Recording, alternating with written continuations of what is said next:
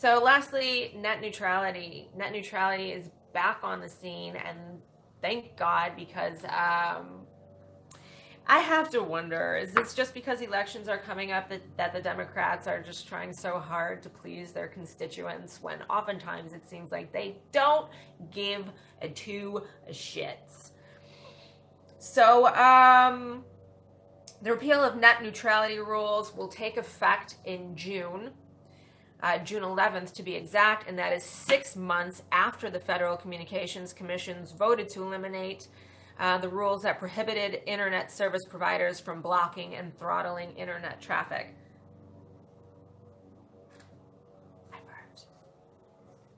So on Capitol Hill on Wednesday, 15 Democrat senators called to protect net neutrality. Now, you probably already know this, but I do want to talk about real quick at the end as well the kind of money that these huge corporations paid politicians that they're controlling, like Comcast and Verizon. The amount of money that they gave to politicians, no wonder they are repealed net neutrality. Again, bought and sold. But let's talk real quick about the Democrats trying to be the good guys and listening to their constituents. Senate Democrats believe net neutrality is a political winner as they tried to reinstate regulations. They believe it's a political winner, probably because what was the percentage of Americans who voted to keep net neutrality? The majority. Chuck Schumer says, are they protecting average consumers and middle-class families, or are they protecting the big corporate special interests? Democrats collected enough signatures on a petition that forced a Senate vote to employ the Congressional Review Act. So, which, if it is passed, would be the first step towards overturning the FCC's action and reinstating the rules that were designated to ensure the uninhibited flow of data online. So this Congressional Review Act is a 1996 act that allows Congress to overturn federal agency rule by a simple majority vote in the chamber. So signatures from 30 senators require the Senate to hold a vote that cannot be filibustered or blocked by any majority leader.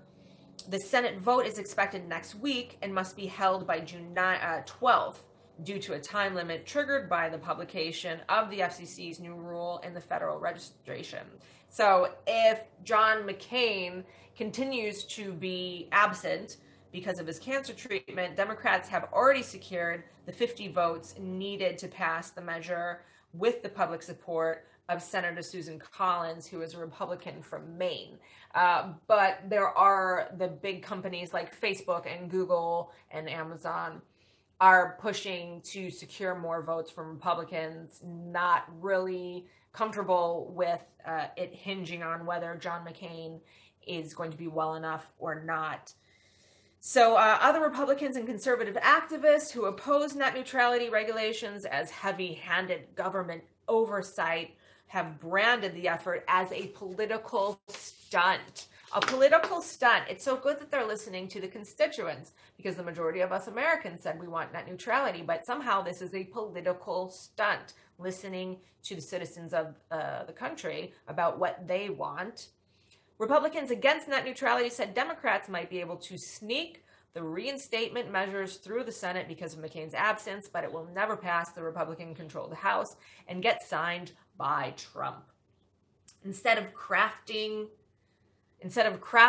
forward-looking solutions that protect internet users and promote innovation, Congress will spend the upcoming days on more political theater, Senator John Thune wrote in an opinion article on CNBC's website Wednesday.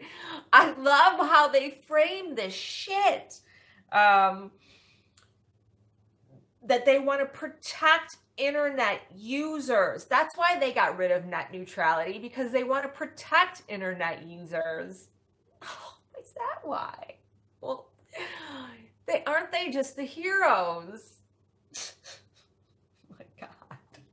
These people are so dirty. I don't know how they live with themselves. But again, the sad part is not the majority, but all these Republicans believe this shit.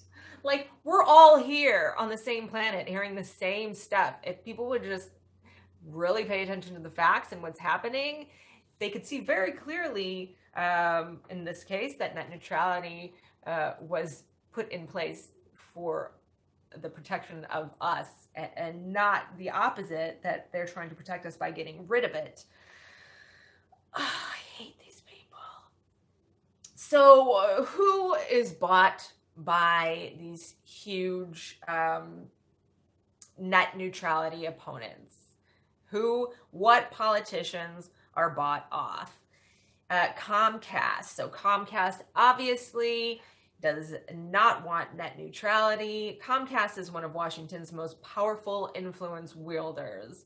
At least 31 members of Congress owned shares in Comcast in 2015. 31 members of Congress owned shares in Comcast.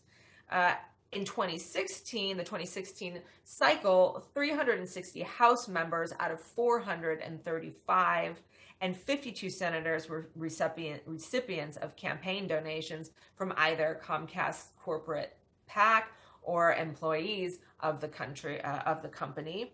Comcast donors gave a total of $3.9 million to congressional candidates in 2016. My God. What could we do with that $3.9 million instead of buying off our politicians?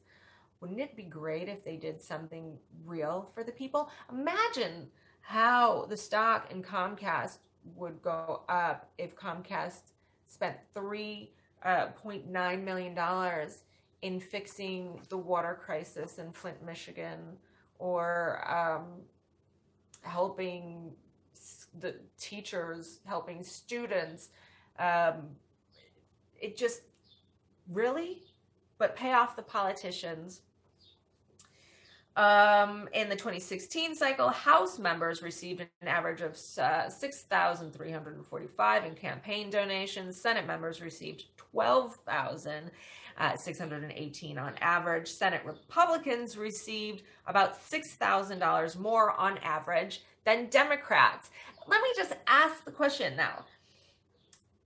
Is it because Democrats are... what's the word I'm looking for? They have integrity, and they're not accepting these campaign donations from Comcast? Is it that if they were offered this money from Comcast, would they take it? Or is it just that they're just not being offered it? Like that makes it seem like the Democrats are great. And I'm not saying Republicans are great, but that statement alone, Senate Republicans receive about $6,000 more on average than Democrats. I don't think it's because Democrats would say no to the money, some of them. I think it's just maybe because they weren't offered it, because it doesn't matter, Republican or Democrat. We know that politicians, so many of them, are bought and sold. So in the House, members of both parties received similar amounts. There you go. So Verizon, in which the FCC chair, Ajit Pai, worked for Verizon for 2 years.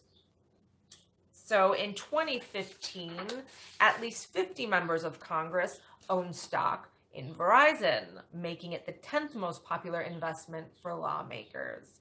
In the 2016 cycle, Verizon gave more than $2.3 million to congressional candidates. Like Comcast, the company's PAC and employees favored Republicans with their donations. 325 members of the House and 67 in the Senate took campaign cash from Verizon donors, with House members averaging $4,400 apiece and senators about 6,700 apiece. In 2016, Verizon spent $10.1 million in lobbying. AT&T, 47 members of Congress owned shares in AT&T in 2015. AT&T PACs and employees gave more than $3.7 million to congressional candidates in 2016. AT&T donors favored Republicans and contributed to 381 members of the House, and about 88%, that's about 88% of the members of the House received campaign contributions from AT&T. And 91 senators. The average donation to the House recipient was $6,653, and for the Senate, the figure was $6,297. AT&T was the 9th biggest spender on lobbying in 2016, roughly $16.4 million they spent on lobbying and had 101 federal lobbyists. One more. National Cable and Telecommunications Association, the NCTA, is a major trade group representing companies like Comcast, Verizon, and AT&T, and consequently is another powerful force in Washington because they pay very well. The association gave congressional candidates more than $1.7 million in 2016. In 2016, the NCTA ranked number 16 on the list of biggest spending on lobbying with roughly $13.4 million. The association's own lobbying force is 86 people strong. And 3 of their lobbyists are former members of Congress, which is the same for some of the other companies that their lobbyists are former members of Congress. So it's all a big web of corruption. So what's the takeaway from this? It's always the same. Get money out of politics, get money out of politics, get money out of politics.